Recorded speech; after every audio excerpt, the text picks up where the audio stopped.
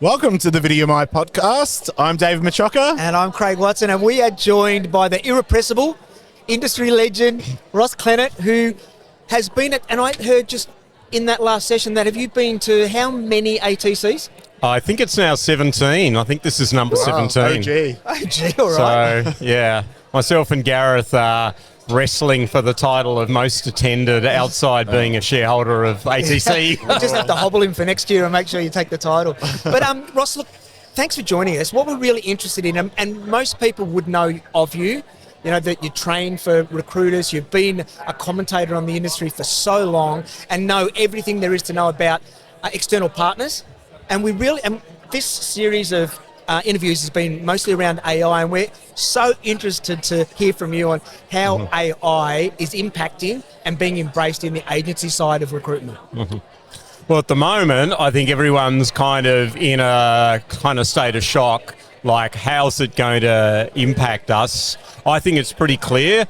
There was a paper published in June called Expertise, which talks exactly to how things are going to play out in terms of generative AI. And their conclusion was that when generative AI takes over the low-skilled part of a job, it's going to reduce the total employment but increase the skills of the people left, and they are going to become much more valuable. So straight away, that's an agency recruiter. So I've got no doubt that in the long term, the number of people who are employed in recruitment agencies will decline because generative AI will take over a lot of that low-skilled, low-value work.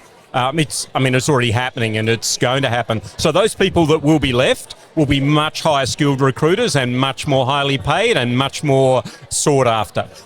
So when you think of recruiting and the skill set, influencing is definitely something that is hard to take away. I'm trying to convince you that the role that I have is a great role and that you would fit in.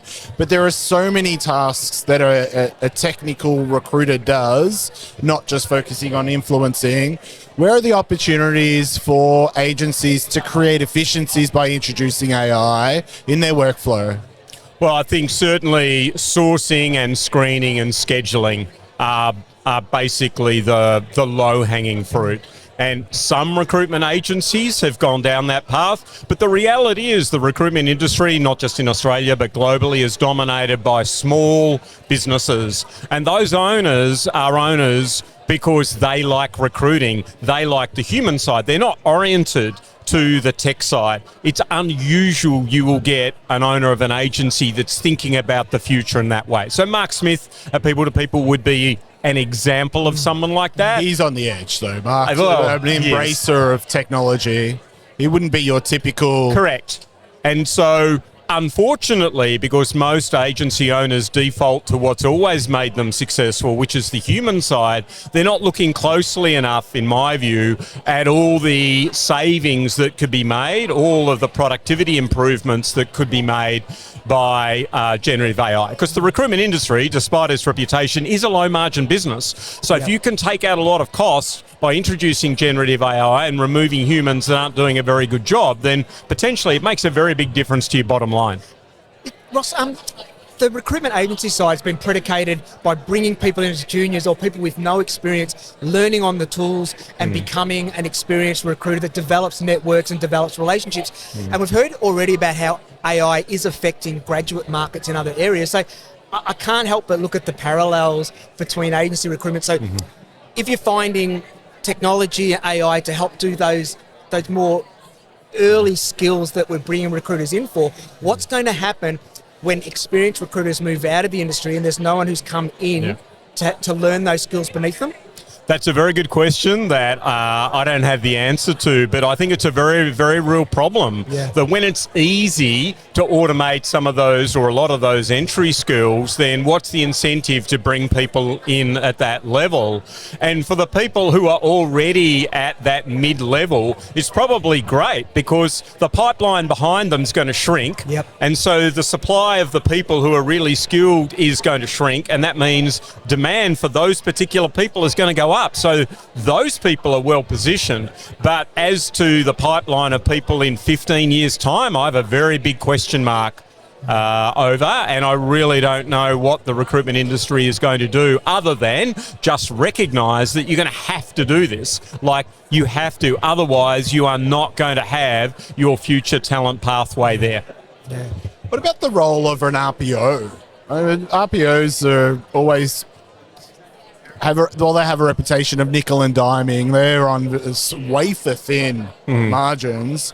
How do you see them embracing AI? Where are the opportunities for that? I'd be pretty optimistic about the future for RPOs, because when you look at companies generally, talent is not something that the very senior leadership of big companies think a lot about. They might talk about it as a bumper sticker, but do they really think about it? And RPOs, I think, have a real opportunity to demonstrate deep talent expertise. And I know that's what they would always assert, or have asserted their expertise is, but if they can demonstrate labour market knowledge, they can demonstrate effective use of generative AI to really produce the best talent, then I think they are still pretty well positioned to have, I think, quite a bright future. I do think there's a lot of white space for them to move into, particularly on the technology front, in introducing efficiencies. As an expert, Agree. AI plays a role in that, and it might be easier for a company to buy through an RPO as opposed to going through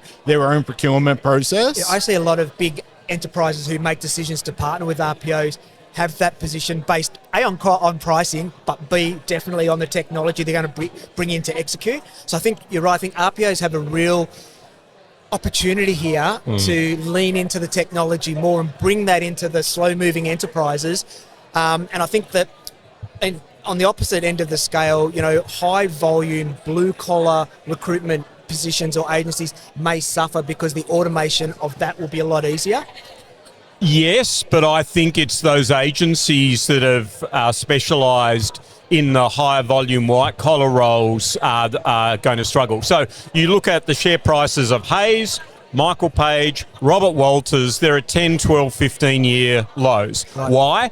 Because if you look at their history, they've made a lot of money through placing permanent and contract people in that sort of, let's say, 80,000 to 150,000 range. Now, at the top end of town, those roles are not being hired at the same volume, and I don't think will ever be hired at the same volume again. So I agree with the financial markets. I'm very bearish about the business models of those large agencies. Never count them out, because there's some smart people leading them. But right at the moment, I'd much rather be in a small recruitment agency than I would be in one of those big high street players. We just heard from Kevin talking about people not just doing one role, but multiple roles in the future, and there will be change that is coming. He spoke about a reduced workforce, which naturally means that people have the gig economy effectively is going to be moving. Be more prevalent. No doubt. I've read a couple of articles recently about the gigification of the white-collar workforce, and I think that is inevitable. All of those people, I really worry for all of those people who are sort of between about 30 and 45 at the moment, where they're building their careers as a mid-level marketing or accounting person. I seriously worry about the number of permanent jobs for people like that, and they are going to have to rethink their career, and whether they like it or not, to think in terms of contract, gigs, to what Kevin has said, what output am I expert at producing? Because ultimately what an employer wants to know is what results, what output can you produce, not what job title have you had or what your degree is. It'll be very objective what people can produce, and that will determine their value. And if you, what would you think? What would happen if more people from the recruitment agency world actually embraced an events like this, the ATC? What if a dozen or so small agency owners had a ticket to come? What do you think they would say, having listened to a few of these talks? I hope I'm not being unfair, but I would say if it was just a random selection from the industry rather than people who are more inclined to go to conferences, I suspect they'd look at what's being spoken about and say or think to themselves, this is so far removed from my day-to-day issues at the moment. I'm just trying to get work in. I'm trying to hire a recruiter. I'm trying to deal with claims under work cover. Like, it would just seem so far into the future, I don't think they would devote really any time to thinking about it, sadly. Do you think, sadly, well, obviously feel like they probably should take a step back? Well, I mean, I'm biased because obviously I'm in the business of professional development, and I'm always encouraging people to step back, stop and reflect.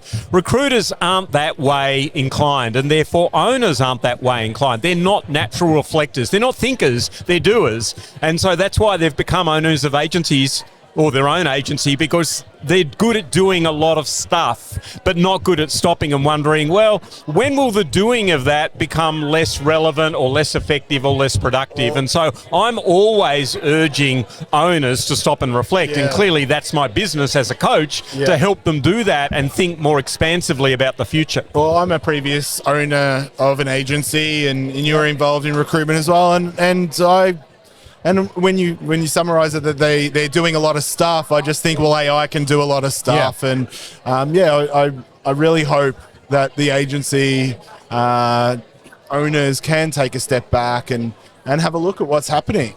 Well, they won't have a business, David, unless they do that. Not tomorrow or next year even, but I suspect the recruitment industry in 10 years' time is going to look very different to what it does now. Not really in 3 years' time. It'll look a bit different, but no, to me the analogy is, you look at Seek started in 1997, and I've still got a copy of the AFR from late 2007, and there was 115 ads in the Friday AFR of this copy that I've got. Now, do you know how many ads are in the Friday copy of an AFR these days, He's David? turning the table on us. We're supposed to be asking you the questions.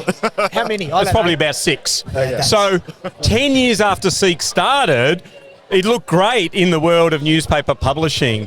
But 10 years after that, very, very, very different scenario. And I feel the time frames will shrink in terms of generative AI, but it'll be that sort of impact. Suddenly owners will look around one day and go, what the F happened? Yeah, I'm with you. I think people should be following you, Ross. I should think, particularly the agencies, if they're not, they definitely should be. Free content every week. Subscribe to my newsletter. Go to rossclennett.com.